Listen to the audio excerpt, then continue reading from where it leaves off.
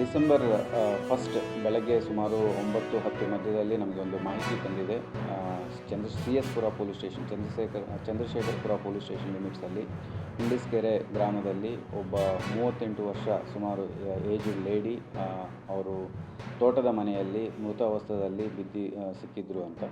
ಇಮಿಡಿಯೇಟಾಗಿ ನಮ್ಮ ಪೊಲೀಸರು ಮತ್ತು ಡಾಗ್ ಸ್ಕ್ವಾಡ್, ಫಿಂಗರ್ ಸ್ಕ್ವಾಡ್ ಇವರೆಲ್ಲ ಇವರೆಲ್ಲ ಹೋಗ್ತಾರೆ ಸ್ಪಾಟ್ಗೆ, ಸೀನ್ ಆಫ್ ಕ್ರೈಮ್ ಆಫೀಸರ್ಸ್ ಜೊತೆ.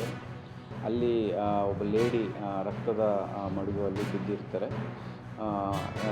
ಏನು ಅಕ್ಕಪಕ್ಕ ಮನೆಯವ್ರನ್ನ ಕೇಳಿದಾಗ ಗೊತ್ತು ಬಂದಿರೋದೇನೆಂದರೆ, ಮಧು ಅನ್ನೋ ಒಬ್ಬ ವ್ಯಕ್ತಿ ಇವರಿಗೆ ಪರಿಚಯಸ್ಥರಾಗಿರ್ತಾರೆ, ಜೊತೆಗೆ ಅವ್ರ ಮಗ ಫ್ರೆಂಡ್ ಆಗಿರ್ತಾನೆ. ಅವನು ಮುಂದಿನ ದಿನ ಬಂದು ಅವರಿಗೆ ಒಂದು ಜಗಳ ಆಗಿದೆ, ಅವರೇ ಆಗಿರಬಹುದು ಅಂತ ಒಂದು ಸಂಶಯವನ್ನು ಹೇಳಿರ್ತಾರೆ. ಅದ್ರ ಜೊತೆಗೆ ಅವ್ರ ಮಗ ಶ್ರೀನಿವಾಸ್ 21 ವರ್ಷ, ಅವನು ಸಹ ಒಂದು ಕಂಪ್ಲೇಂಟ್ ಕೊಡ್ತಾರೆ, ಈ ಥರ ಮಗುವನ್ನು ಅವನೇ ಬಂದು ಮರ್ಡರ್ ಮಾಡಿ ಹೋಗಿದ್ದಾರೆ ಅಂತ. ಅದರ ಮೇಲೆ ನಾವು ಒಂದು 103 ಸಬ್ ಕ್ಲಾಸ್ 1 BNS ಅಡಿಯಲ್ಲಿ ಒಂದು FIR ಮಾಡಲಾಗಿದೆ, ಮರ್ಡರ್ ಕೇಸ್. ಆ್ಯಂಡ್ ಆಮೇಲೆ ಅವನ ಇನ್ವೆಸ್ಟಿಗೇಷನ್ ಹಂತದಲ್ಲಿ ಅವನು ಅರೆಸ್ಟ್ ಮಾಡೋಕ್ಕೆ ಹೋದಾಗ ಮನೆಯಲ್ಲಿ ಇರಲಿಲ್ಲ, ಅಬ್ಸ್ಕಾಂಡ್ ಆಗಿರ್ತಾನೆ.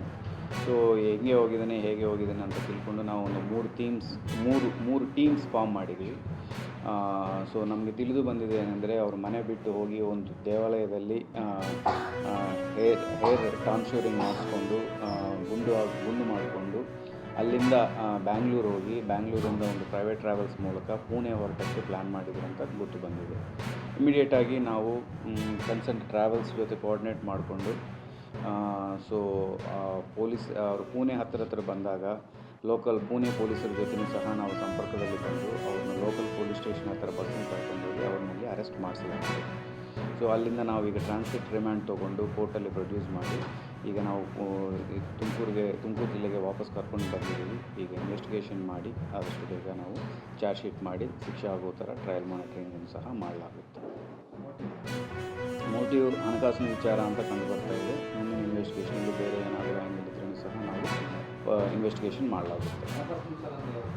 ಸುಮಾರು 1-2 ತಿಂಗಳ ಮುಂಚೆ ಇವರು ಅಡಿಕೆ ಮಾರಾಟ ಮಾಡಿರುವ ದುಡ್ಡು ಇದ್ದಿರುತ್ತೆ ಅಂತ ಹೇಳ್ತಾರೆ. ಅದರಲ್ಲಿ 1 ಲಕ್ಷ ಇವರು ಅವನಿಗೆ ಸಾಲ ಕೊಟ್ಟಿದ್ದಾರಂತೆ. ಆ ಸಾಲ ವಾಪಸ್ ಕೇಳಿದಾಗ ವಾಗ್ವಾದ ಆಗಿ ಮರ್ಡರ್ ಮಾಡಿದ್ದಾರೆ ಅಂತ ಮಾಹಿತಿ ಬರ್ತದೆ. ಸೊ ಇವ್ರ ಮಗ ಫ್ರೆಂಡ್ ಇದ್ದರ ಮಧು ಅನ್ನೋನು ಈ ಶ್ರೀನಿವಾಸ್ ಅನ್ನೋನಿಗೆ ಫ್ರೆಂಡ್ ಆಗಿದ್ದರು.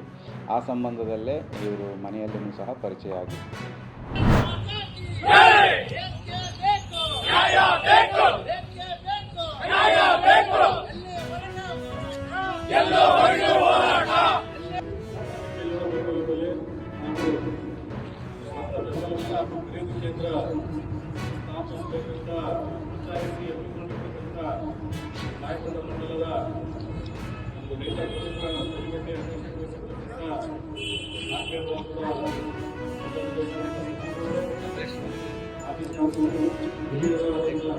ಅಧ್ಯಕ್ಷರು ಫೋನ್ ಮಾಡ ಹೇಳ ಸ್ಟ್ರೈಕಿಗೆ ಬಂದ